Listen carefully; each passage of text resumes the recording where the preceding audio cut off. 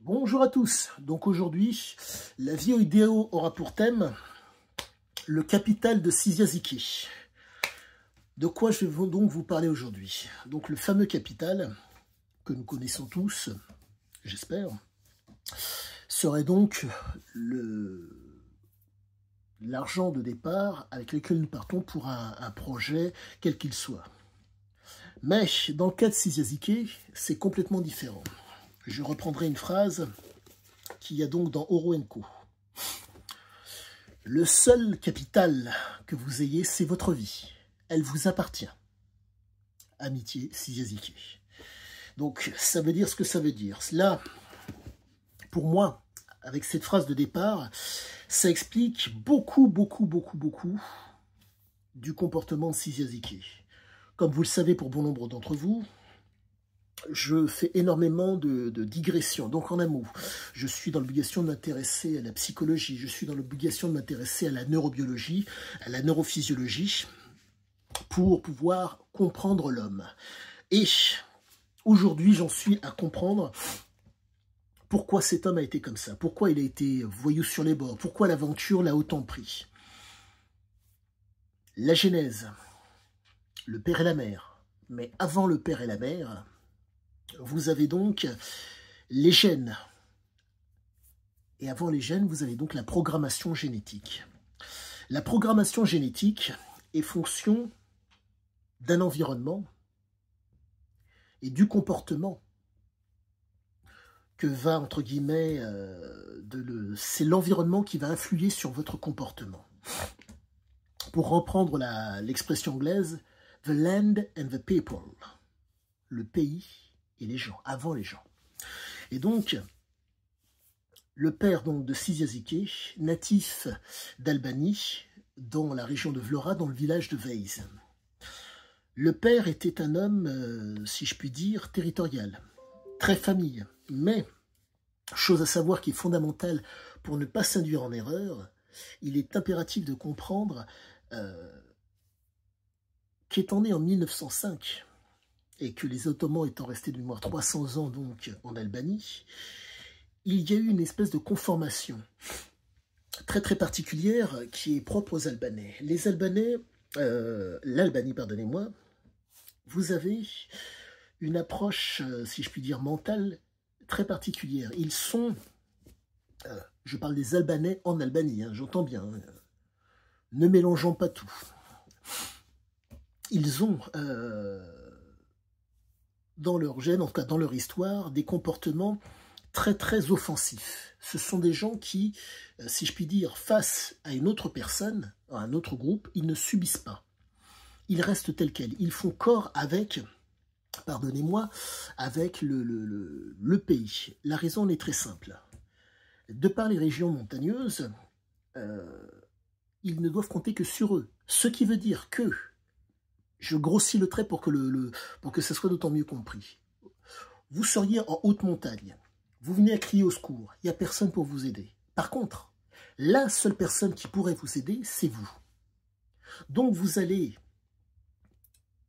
entre guillemets, trouver les ressources en vous pour vous aider. Ce qui fait que quand quelqu'un va venir, un envahisseur, dans le cas de l'Albanie, va venir pour vous dire « c'est comme ça » et c'est pas autrement, vous allez prendre, les Albanais prennent le temps d'écouter. Mais ils vont faire en fonction d'eux. Il y a cette expression albanaise qui dit inatété, entêté. Et donc, c'est pour que vous puissiez avoir une vision mentale de l'homme. Donc, le fameux capital de Cyziaziki, entre autres le père, qui, au niveau donc de la sérotonine et de l'adrénaline, avait un niveau moindre par rapport à la moyenne. Qu'est-ce que cela est? Pour faire simple, sérotonine, sérénité, adrénaline, impulsivité. Il faut comprendre que, compte tenu fait des difficultés montagneuses et en cas du village de Veiz, vous vous retrouvez donc avec des gens, en 1905, qui ne doivent compter que sur eux. Ce qui fait que vous vous retrouvez avec des gens qui réfléchissent par eux-mêmes. Mais, qu'ils le veuillent ou pas, ils sont plus ou moins tributaires des uns des autres par rapport à certaines choses. pour l'instant que je n'ai pas encore défini, car il faut comprendre cette chose qui est fondamentale pour comprendre l'Albanie. Là où est située l'Albanie, vous avez ce qu'on appelle la poudrière des Balkans. Allez comprendre le pourquoi du comment. Ce qui crée une espèce d'agressivité environnante qui est présente. Le fer de Cyziaziké s'est fait légionnaire et tempérament, entre guillemets, pour être un guerrier, faut-il être en mesure de supporter, si je puis dire, ou de ne pas subir les effets du combat. Et pour pouvoir, entre guillemets, cheminer dans un combat en étant, si possible, le moins affecté possible, en étant valable, pour reprendre le mot de Cyziaziké, faut, au niveau des neurotransmetteurs, que sont la sérotonine et l'adrénaline, un niveau moindre. Qu'est-ce que cela amène?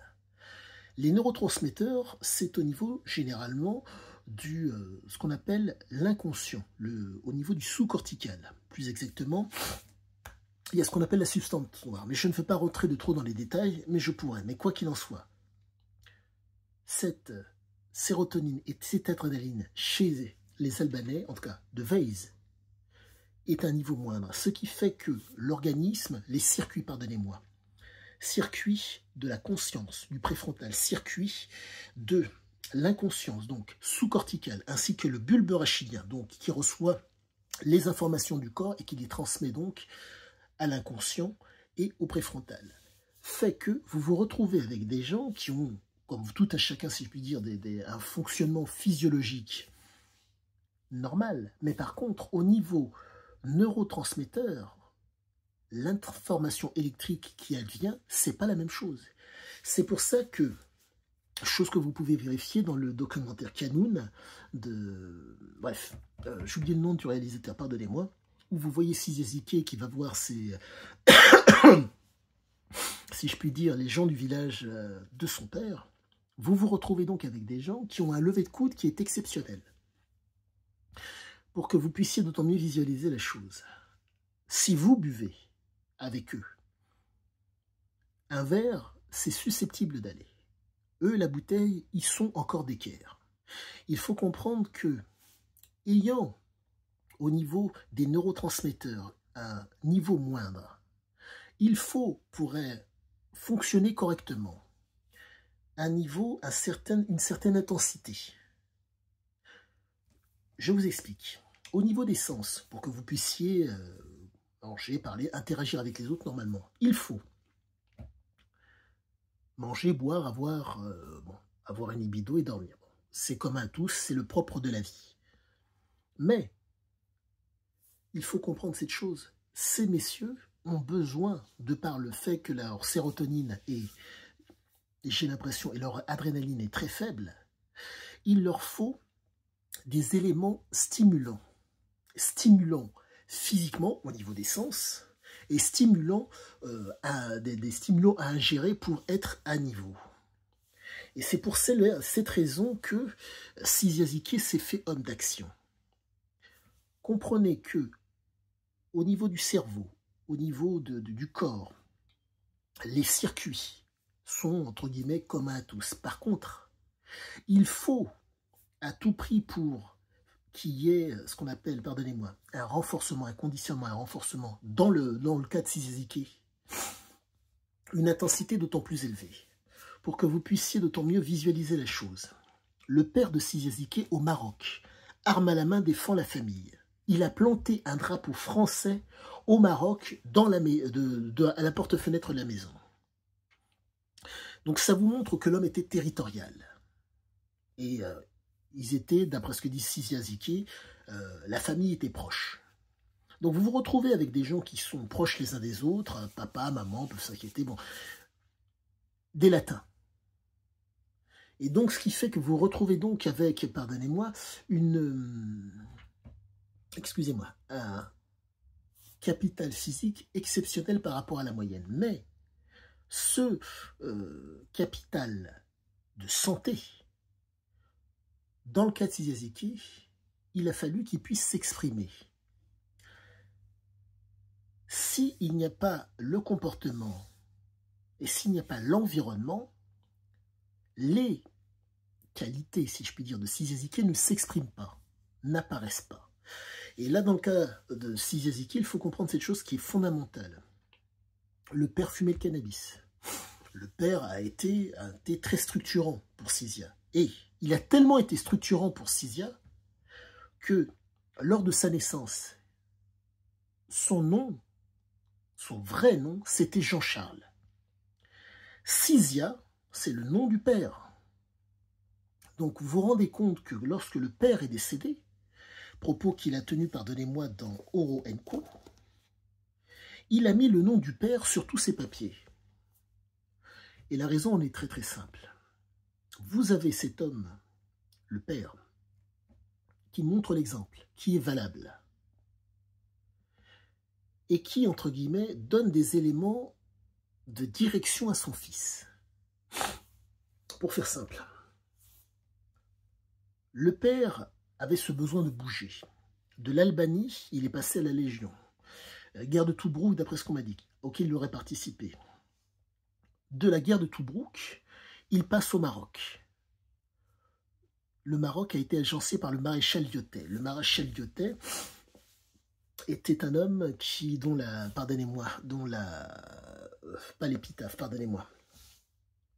dont l'adage était le suivant. La joie de l'âme est dans l'action. Nous, aujourd'hui, en tout cas moi aujourd'hui, je vous parle d'un homme d'action qui s'appelle Sizyaziké. Donc j'en reviens au fameux capital. Beaucoup d'éléments que je vous donne pour que vous puissiez être à même de comprendre l'homme dont je vous parle. Donc, ce fameux capital fait que la sérotonine et l'adrénaline étaient moindres. Ce qui fait qu'il fallait soit une substance, soit un environnement avec de l'adrénaline, porteur entre guillemets de tension qui fasse qu'il y ait une intensité très élevée. C'est pour cela qu'il ne pouvait en être autrement. Chose à savoir, très importante pour d'autant qui confirme ce que je dis. Dans Oro Co, il dit ceci au sujet du fameux capital. Je me vais, entre guillemets, par mes aventures, les mains dans les poches. J'ai pas d'argent, s'il n'y a pas de problème, il y a toujours l'argent dans les poches de quelqu'un d'autre. Le tout est de trouver le moyen de faire en sorte que l'autre personne donne l'argent. Ce que j'essaie de vous faire comprendre, c'est que le seul capital qu'il a, c'est lui. C'est sa vie. Et quand il est en face de quelqu'un qui a un capital et qu'il souhaite, il est prêt à mentir, à manipuler, à induire en erreur pour que ça aille dans son sens à lui. Le comportement de Sizyaziké est absolument normal. Pour pouvoir être un exploiteur et donc vivre les aventures qu'il souhaite, pour qu'il y ait du succès, du grandiose, il faut un capital. Mais ce capital n'est le fait que d'une seule chose, sa capacité à diriger. Pas une capacité à dicter, à diriger. Le prédateur dicte, voire même décrète, avec un bout de papier. L'exploiteur dirige, se dirige, voire il dirige les autres. Dans l'action. C'est vraiment ce qui fait la différence pour comprendre l'homme et ne pas s'induire en erreur. Et donc, son capital, sa santé, ses gènes font que, comme le niveau des neurotransmetteurs est faible et qu'il faut une certaine intensité pour être un exploiteur, pour être dans l'action, soit l'action est stimulante en elle-même parce qu'il se représente l'action comme quelque chose de, comment dire, pas de jouissif, quoique limite oui de jouissif, en tout cas quelque chose d'inconnu qui va stimuler ses sens. Mais pour pouvoir perdurer dans l'action stimulante, il était fréquemment coutumier des substances. L'homme n'est pas intéressé, pardonnez-moi, par l'or en lui-même. C'est le cheminement dans l'action qui l'intéresse, qui le stimule, qui le fait qu'il est vivant, qui stimule son inconscient en priorité. Mais, chose qui est très très importante à savoir, de par le fait qu'on l'appelait tout le temps Sisia. Référence au père, mais il n'est pas le père. Mais par contre, il y a une espèce de, comment vous dire, de trouble à ce niveau-là. J'en trouverai les raisons prochainement, j'en ai l'intime conviction, mais qui me laisse comprendre que le père a un impact du feu de Dieu. Dès que j'ai été en âge de courir plus vite que mon père, plus personne ne m'a donné d'ordre. Phrase qu'il y a donc dans Oro. Il prend la tangente pour éviter qu'on ne lui donne des ordres, et il reprend, pardonnez-moi, le nom du père. Donc c'est très particulier, c'est très très particulier et c'est passionnant. Ça démontre réellement que l'influence du père, qui arrivait à cadrer pour, entre guillemets, cheminer au mieux dans une situation. La preuve en est, pour reprendre ces mots que vous pouvez voir dans la vidéo Canoun, le 6e gentilhomme de Fortune, il dit que le père était valable. Il a vu son père en action. Ayant vu son père en action, il a voulu être lui-même un homme d'action. Les gènes ont été stimulés par le père et aussi par le grand-père, je pense. En tout cas, par le père, ça c'est sur le grand-père, j'ai un doute. Avec la fumée de cannabis. Stimulation sur des circuits cérébraux jeunes. Qu'est-ce qui se passe? Accentuation de l'effet stimulant par le biais donc de l'adrénaline et de la noradrénaline, qui fait qu'à un moment donné, quand le père n'était plus présent, ce conditionnement et ce renforcement à cause des substances sur ces circuits cérébraux qui étaient jeunes. Il est resté de mémoire de 59, pardonnez-moi, de 49 à 56, il est resté au Maroc, avant de partir à cause des événements français. Ce qui veut dire que vous êtes face à un jeune homme qui, étant en bas âge, donc 49-56, ça lui fait, pardonnez-moi, 5 ans, 5-6 ans, pas plus, 6 ans, vous vous retrouvez donc avec un jeune homme qui ne peut pas courir plus vite que son père. Donc il va subir la situation où le père va être le pet à la bouche ou X ou Y raison. Il va la subir. Même si c'est de façon ponctuelle. Je vous parle d'un jeune homme, d'un enfant, pardonnez-moi, qui est réceptif. Le propre de la neurobiologie, entre autres, c'est les récepteurs. Les récepteurs sont sensibles, insensibles, ou, quand on est en mesure, quand on a la, comment dire, la maturité, ce qui n'était pas le cas de Sisiazike, on est en mesure de s'abstenir. Tout au long de sa vie, il a pris des drogues. Son père en bas âge a pris des drogues devant lui. Stimulation des récepteurs. Résultat, on se retrouve avec un jeune homme dont le capital de santé a été stimulé pour être dans l'action. Ce n'est plus, comment dire, l'objectif qui l'intéresse, c'est la situation porteuse d'adrénaline. Porteuse, oui, d'adrénaline qu'il stimule. Exemple, lorsqu'il était dans le Sahara, il a voulu, avec son ami, zut, je retrouverai son nom, faire une course folle dans le Sahara. La course, il y avait de mémoire, il avait trouvé des gens pour y participer. Mise de départ, je crois que c'était 10 000 $. 10 000 $ par, je crois qu'il y avait une centaine de personnes, ou je crois peut-être, bref, en un mot, 10 ou 20 ou 30, bref, en un mot pour faire simple. La course en elle-même ne l'intéresse pas, mais toutes les saloperies à commettre pour arrêter les hommes, pour pénaliser les participants et au bout être le gagnant, ça l'intéresse. Conditionnement et renforcement négatif. Pour que le propos soit d'autant mieux compris. Je vous donne à fumer de la cigarette, c'est pas bon. Mais à la longue, il va y avoir une adaptation, chez certains, pas chez tous. Donc un conditionnement et un renforcement négatif avec quelque chose qui contient du goudron et des choses très très néfastes pour l'organisme. Voilà comment ça se présente chez lui. Conditionnement et renforcement négatif par rapport à la stimulation. Stimulation bizarrement agréable. Mais comprenez que la dopamine, hormone de plaisir chez lui, était fonction, si je puis dire, de la représentation qu'il se faisait de la chose.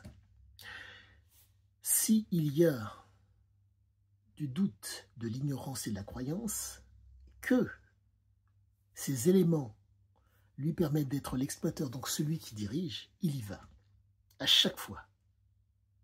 Mais, particularité de cet homme, il ne refait jamais 2 fois la même chose. Pourquoi? Car ses récepteurs étant habitués, pardonnez-moi, à la situation stressante, ça ne l'intéresse pas. D'où le fait que j'ai l'impression que c'est pour cette raison qu'il a réussi à vivre jusqu'à l'âge de 62 ans.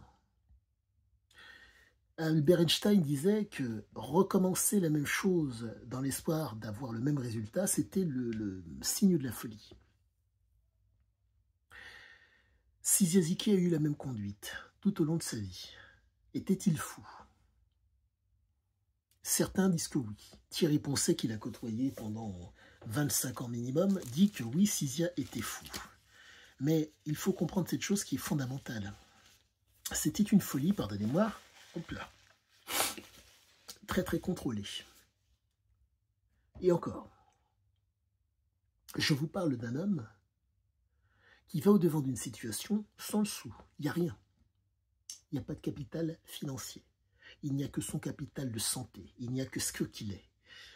Et en partant de rien, il arrive à avoir, pardonnez-moi, à faire fructifier ce capital. Il n'y a rien. Il obtient le capital, il fait fructifier le capital. Là, on est vraiment face à quelque chose qui est proprement extraordinaire pour moi, qui me surprend de plus en plus, quoique qui me stimule et qui fait que je vous le dis haut et fort, je vais écrire un best-seller qui va vraiment aider beaucoup de gens. Je n'ai jamais entendu parler de personne qui, n'ayant pas de capital au départ, ont réussi à faire fortune. Lui, ça lui rêvait fréquemment. Ce qui veut dire que s'il n'y a pas de capital financier, le mensonge, la manipulation et le fait d'induire les gens en erreur sont les mots d'ordre pour que le capital advienne. Capital financier. Donc ça veut dire que génétiquement, je ne me suis pas trompé. Pardonnez-moi, au niveau des neuromédiateurs, je ne me suis pas trompé. La sérotonine et l'adrénaline sont à un niveau moindre. La situation où il y a escroquerie, parce que c'est une escroquerie, puisqu'il n'a pas au demeurant le capital, il faut bien que quelqu'un lui donne, qu'il aille le prendre. Donc, ce potage, pas de capital, que sa santé, et là il y a le capital. Pour pouvoir arriver là, il faut ce qu'il faut. Mentir, induire en erreur, et manipuler. Si ça fonctionne, si la personne qui a ce capital, il dépasse les aspirations de ces personnes, la personne est gagnante. Par contre, s'il n'y arrive pas, la personne aura essayé ce qu'elle n'était pas en mesure de faire. En un mot, vivre par procuration. Et là, c'est proprement génial. C'est le quotidien de nombre de gens, peut-être de moi aussi, de vivre par procuration. Et là, vous comprenez que cette capacité à faire la différence par rapport à d'autres sans capital, c'est parce que les gènes, les neurotransmetteurs, pardonnez-moi, la sérotonine et l'adrénaline au niveau de l'inconscient étaient à un niveau très bas et qu'il fallait compenser soit par une situation, en un mot, l'interprétation que la situation était porteuse d'adrénaline, donc de faire augmenter le taux d'adrénaline pour susciter le plaisir derrière, ou la calme. Tout s'explique, tout se tient. Quoi qu'il en soit, je continue mes recherches et je vous dis à tous à bientôt.